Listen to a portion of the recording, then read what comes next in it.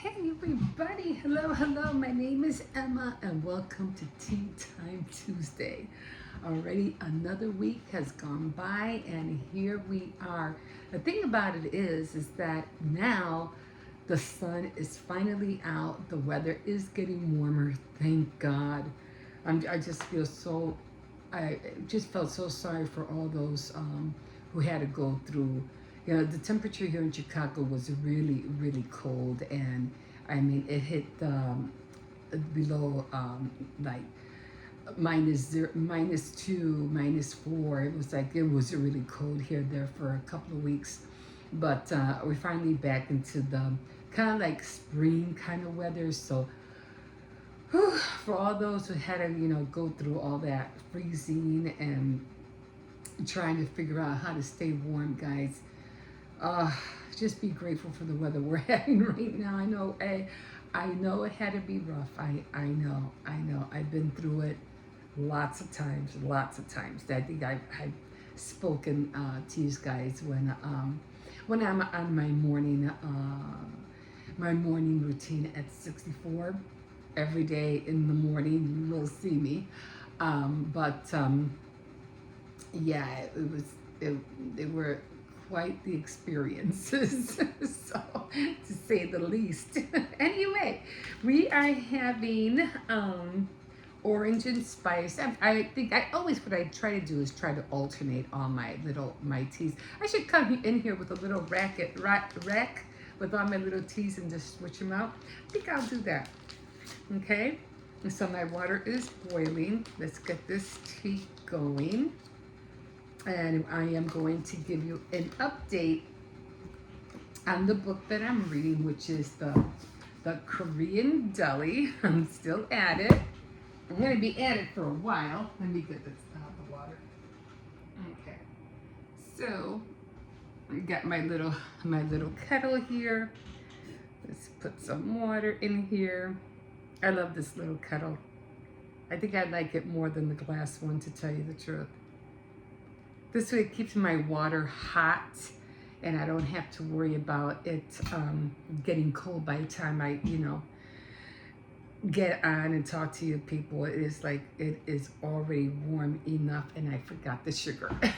Here I am thinking I have everything except for the sugar.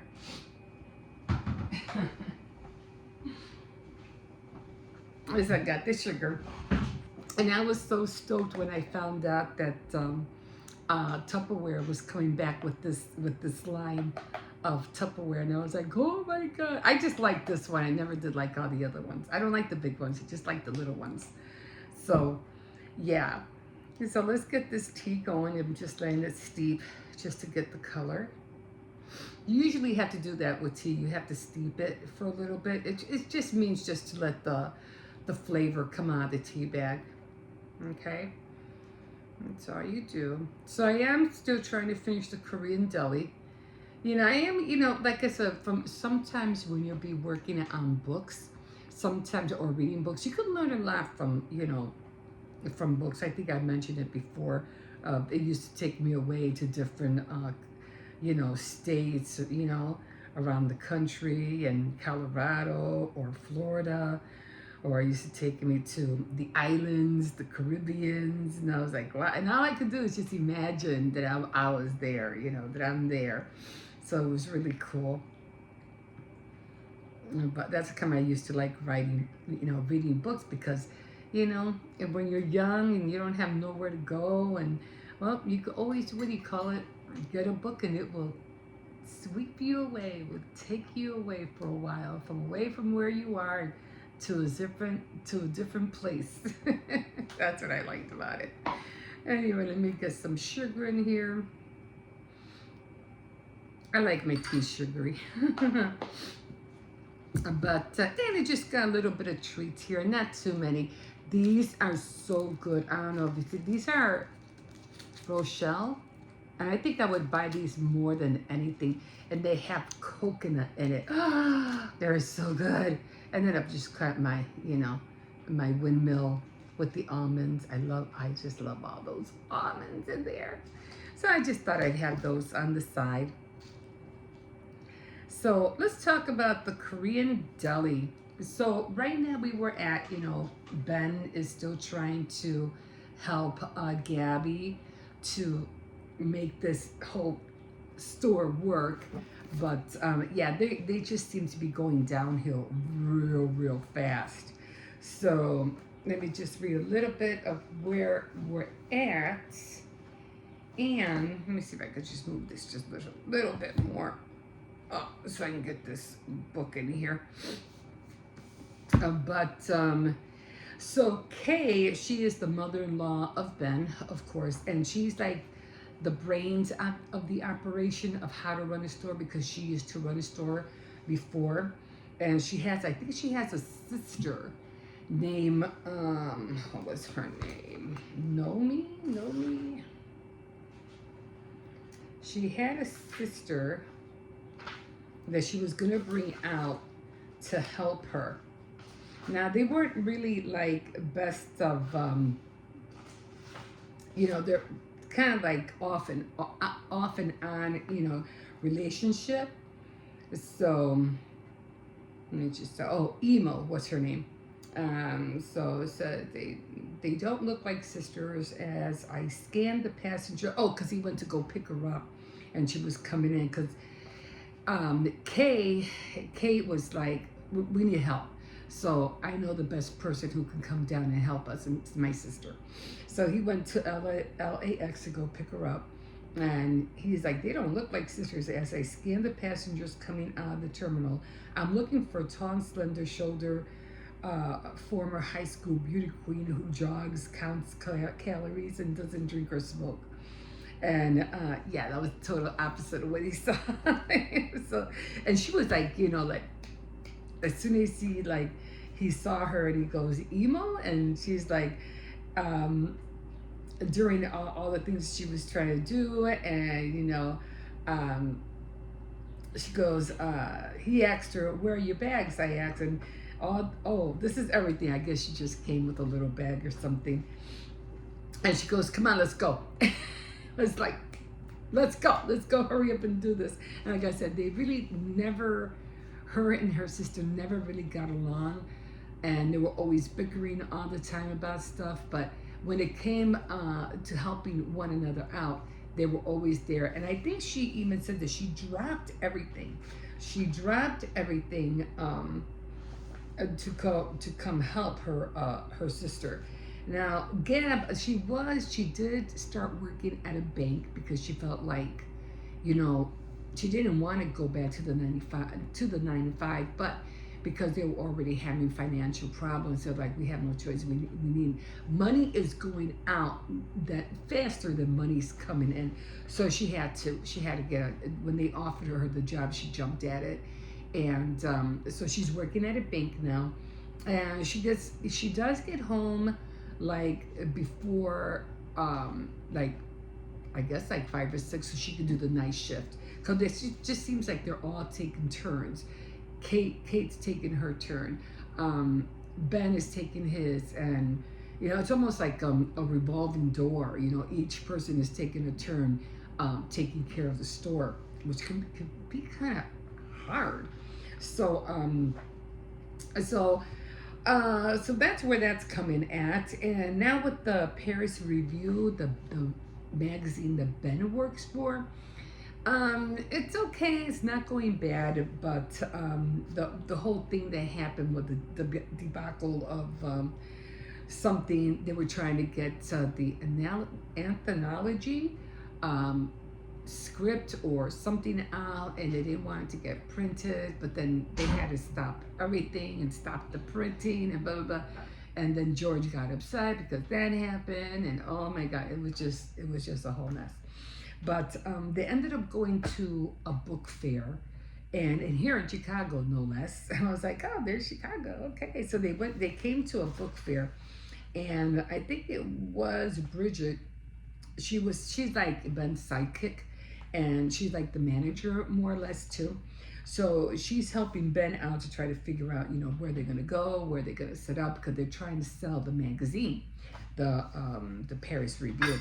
So that didn't go as well as expected neither, because when they were trying to sell, I think it was the leaflets or something, it was not going well for them. So let me just take a sip of this real quick. Oh, that tastes so good. So she was just getting frustrated with the whole thing, and even though she was telling, they were getting them, getting ready and stuff like that to do, take the table. It was like a venue, and then out of the blue, she just says, "I quit. I'm quitting," and she's like, she puts down the manuscripts, and he's like, "What? What do you mean you're quitting? You can't quit. You're crazy. No way." So he's trying to, she goes, "No, I can't do this anymore. I've been doing this, for a lot of years, and I'm just tired of going through it." And he goes, "Well, is it because of the anthology screw up?" And she goes, "No, it's just not that. It's just time. I've been at the magazine for 7 years, and I don't enjoy it as much as I used to." So that's the reason why she's like calling it quits. So apparently, so they're going around and they're trying to figure out. There was this one part where we said, "Well, how many magazines that we take did you sell?" And he's like, how many subscriptions, I guess, for the magazine. So he comes, and he's all like, hi ho, he's all uppity. Remember that last time he was talking when they were at I think it was at a party, and George, when he found out about the whole thing that was going on, he was kind of like upset, gave Ben the eye, and Ben was like, "Oh no, two things are going to come out of this. Either he's going to yell at me, or he's going to just right out tell me I'm fired."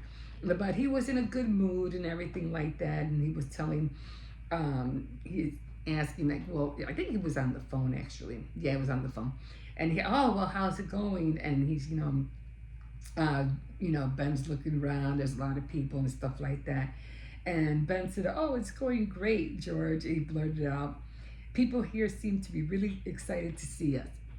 Oh, they were. Marvelous. May I ask how many subscriptions you sold? How many subscriptions you've sold? And he's like, he goes, I tried to avoid telling him, but he presses 20, 50, 100. He's like, and Ben's like, oh my God. He goes, really, George? I can't say. I haven't counted. Which was like none, like 0 to none. So I was already feeling sorry for the guy. I was like, oh my God. But that's where we're at right now. I haven't really, like I said, Bridget doesn't want to work there anymore. Who do you call it just came in. So I'm pretty sure they're going to, with, what was her name? I keep forgetting her name. No. I keep forgetting that her sister's name.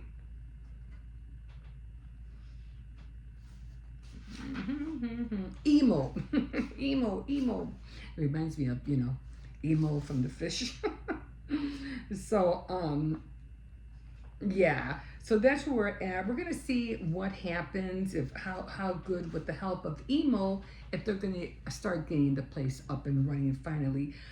And they're already like worn out. They're already tired, and there's not really much more here, except that, well, you don't have to give an exact figure, but surely it's more than 35, is it not? This is Chicago, one of the greatest cities, in the world. They marked down. What I do is I just mark down, and you've been there all morning. There must be 25 people in Chicago who enjoy a good read. Yes, George, I'm sure that you're right. I don't know how many subscriptions we sold, but it must be more than 25. And then, to deepen the hole I'm in, I promise to bring home double of that. He's gonna get himself in trouble. Splendid. That's the attitude. I shall eagerly await your return. Bravo, and click. He's like, yeah, Ben, good luck with that. He's in trouble. So I can't wait to figure out what else is gonna happen, if Emo's gonna help Kate, help them save the store, It's just so funny. But yeah, that's where we're at. Oh, I did want to show you the dowel because I did mention the dowel earlier today. You'll probably see this later on. And this is the dowel that I'm making. These are the little dress forms that I make. I'm sure every time you see me on my channel or I do a tour around my house, I always have a dowel up there. Now, the thing about the dowel I was mentioning the other day is that I really don't know how to work with teal. I'm just not working with it. The other stuff that I did work with was the other kind of teal that had prints on it. And then I used fabric and then lace. But I really never worked with teal. And this is how this one's looking right now. Like I said, I wasn't really happy with it. And it's not at all, the bottom part, I'm not looking for this. This was supposed to be like up here, like, you know, up higher. And it's supposed to be ruffled. So what I'm gonna do is that I'm gonna put more lace here on the side to make it hang like an overcoat.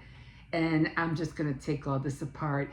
And what I'm gonna do is I'm gonna make my own ruffles. Now I had to take this apart, the top, because I noticed that the body was like off.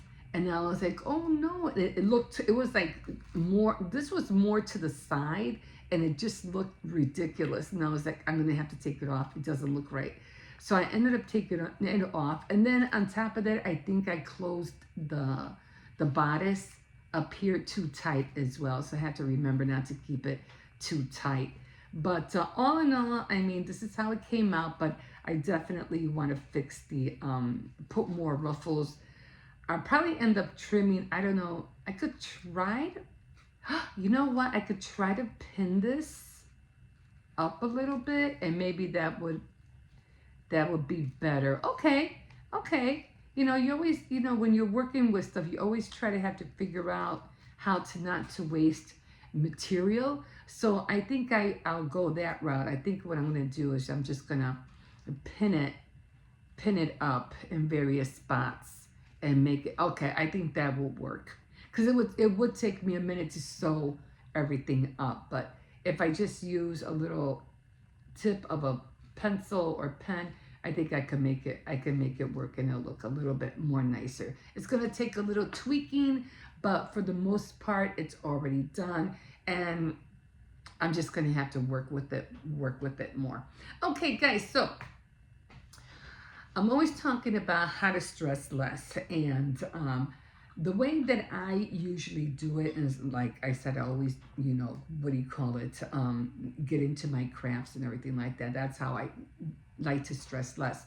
Or if I do, I like to, when I'm decorating a cake, I get into the zone. And I don't like to listen to music. I don't like to listen to anything but my own thoughts. And that's where I'm at. I just like to listen to my own thoughts.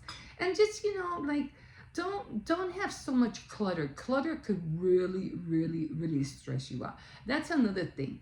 Clutter will make you want not to do anything. So always keep in mind that the more clutter you have, the more you're going to sink yourself into a hole, like a really big hole. And I have seen some really horrific stories about how much clutter and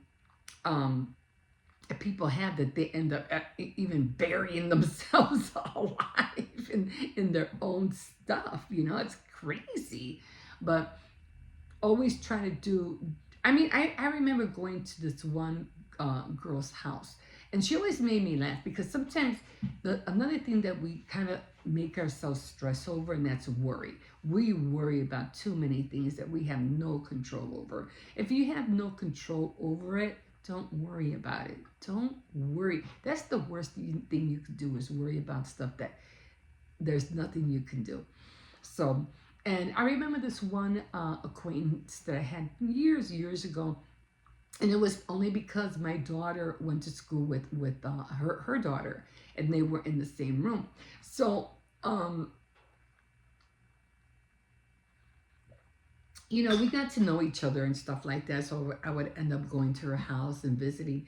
And I noticed when I came into her house, She barely had anything in the living room. She had a sofa, a TV by the window, a side table, and a lamp. That was the only thing that was in her living room. Nothing else. Nothing else. And I always found that, astonishing. But when it came for her decorating, she she knew how to decorate. I remember coming in there one time, and she would always tell me that. She would always mention to me. She goes, "Oh," because I'd be telling her about certain things. She goes, "Oh yeah, I go through the same things. You know what? I'm not gonna worry about it." And she would always say, "I'm not gonna worry about it." And I took that to heart finally years later when I started seeing things, and I was like, she's right. I'm not gonna worry about it. I could just see her when she dies, and her gravestone is gonna say, "She said she's not gonna worry about it." You ever think about that? The famous words that people say throughout their lives, and you put them on their gravestone. I'm not gonna worry about it. I'm dead. I'm not gonna worry about it. Oh my God, it's just something that would be funny, to make people laugh, even though they're gone. You'll still remember the phrases they used to say all the time when they were alive. But yeah, so she would always say that stuck in my head, and I was like, she's right. I am not gonna worry about it neither.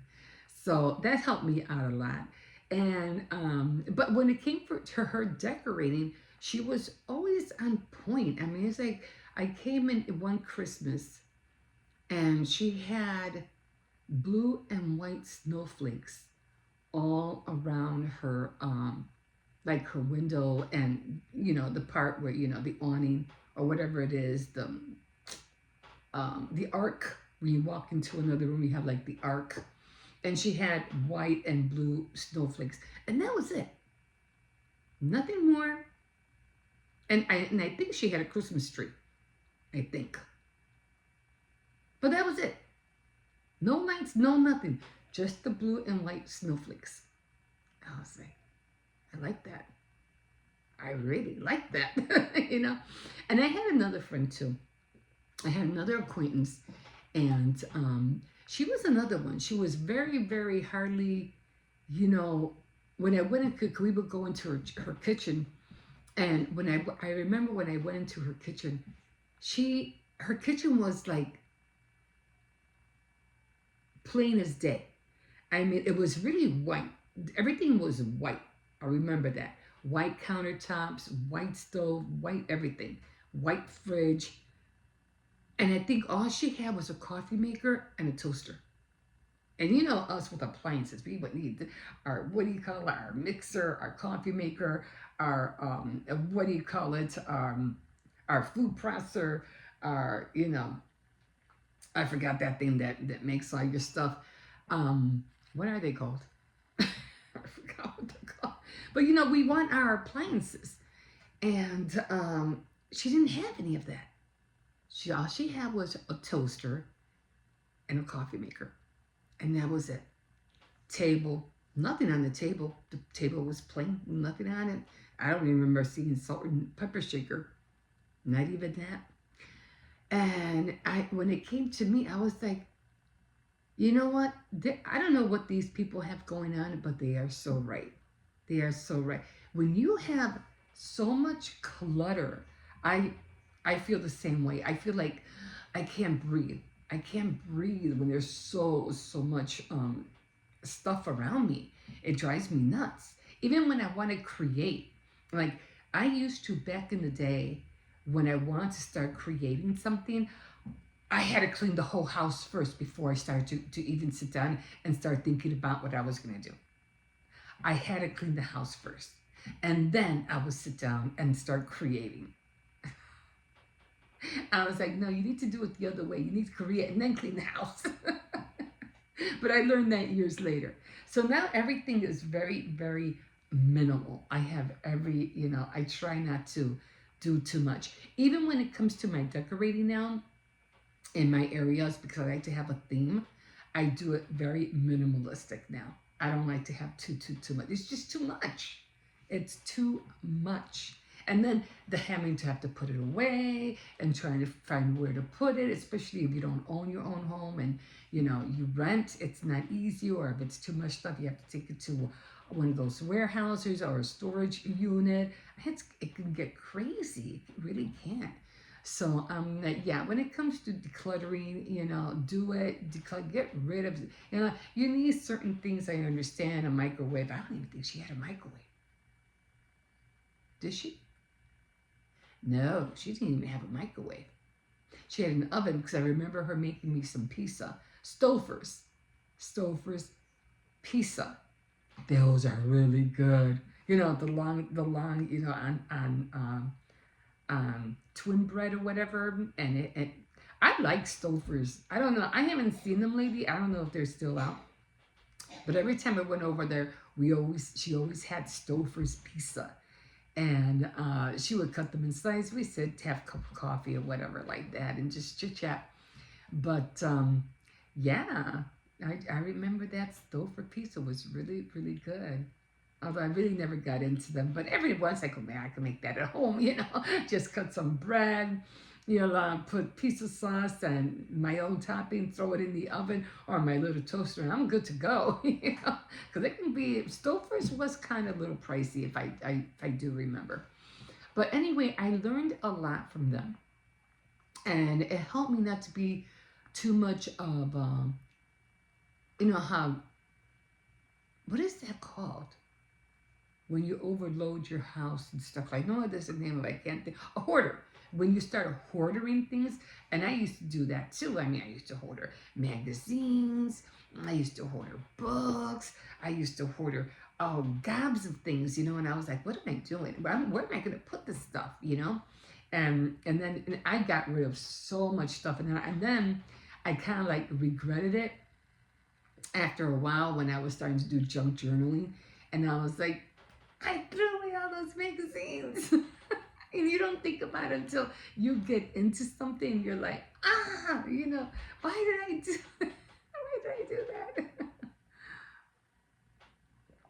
that? But, it is what it is. I really like to dunk these in here.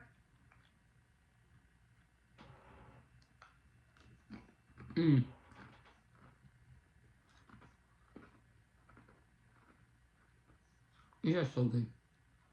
They really are. And these, oh my God. These are little, I can't even open this. Oh, that's why. Oh, it's messy too. It's like a little snowball. A little snowball.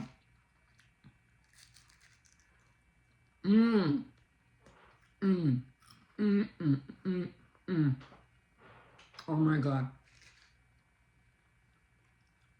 I can eat 100 of these.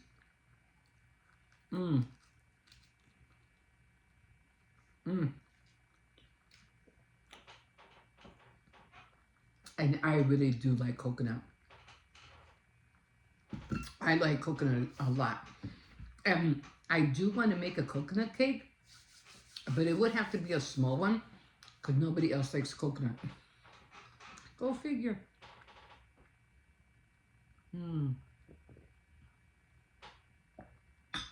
So, that's all we have for today.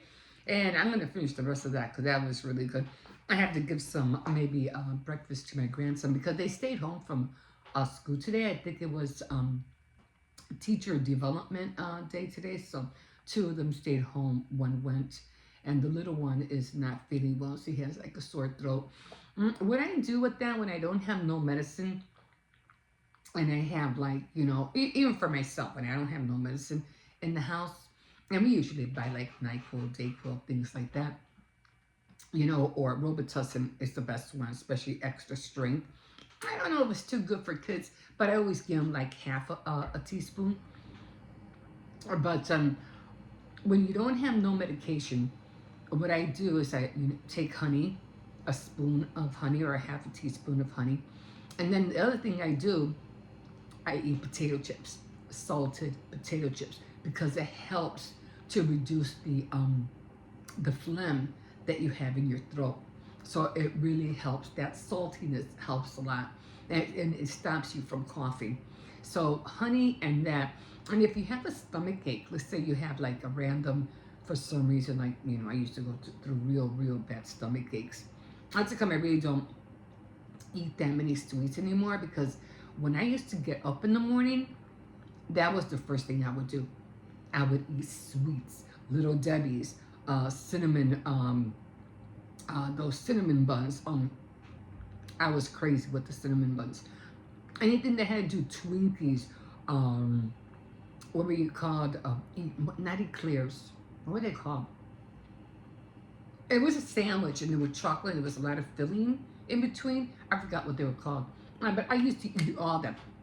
And it would always be first thing in the morning, because when I would take the kids, my kids, when I would take them to school, I'd come back and I'd go to the grocery store and buy that. But then when I would come home, this happened years later, I started feeling the effect.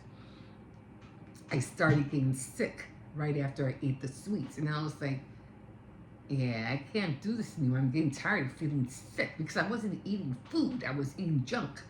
So, so that's a come out of really don't like to eat, that many sweets anymore, because of the same reason. It makes me ill. So if I want to eat something sweet, I got to make sure I have very little, or I have to eat first and then have sweets later. But when you have a stomach ache, for some reason, say let's put it this, let's say you go out drinking, whatever, you have a hangover the next day, which I used to, believe me, I had those days. And you feel sick to your stomach and whatever. I had, those little to-go packets like lemonade or pink lemonade. I would drink one of those packets, and it would make my stomach feel a lot better. I don't know if it was the citrus or whatever, but it would help my stomach. So I remember when my grandson wasn't feeling good. He threw up yesterday, as far as his mom told me. And I said, okay, and he woke up a little bit ill this morning too. And I had some lemonade in the fridge.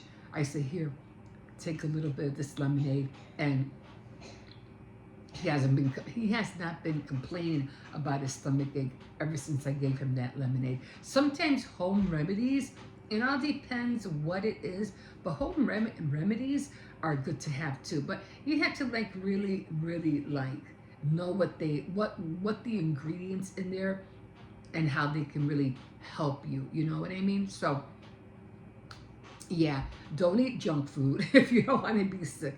And drink lemonade or pink lemonade. It helps a lot if you feel ill. You feel that awful little uneasiness in your stomach and you don't want to eat anything, that queasiness. Lemonade and that will help. It could be a to-go little packet, or you can make your own, and for the cough, yeah, salty chips will help reduce the phlegm and honey. So, anything like that you think you might be able to, hold it off until you can go to the store and get something, those are your best bets. Okay, guys, so that's going to be it for me today. I hope you enjoyed my little time with you today. And yeah, you can always like, subscribe, definitely comment. And I'll try to bring more of my dolls out to show you. I'll show you this next week so I can show you how it came out. But I think I'm just going to pin it. Just pin it a little bit. Maybe I could put maybe rhinestones around it. That looks cute already, right? Okay, so I'll figure it out. But next time, like I said, I'm just going to have to make my own lace. And because this one's going to be for Easter.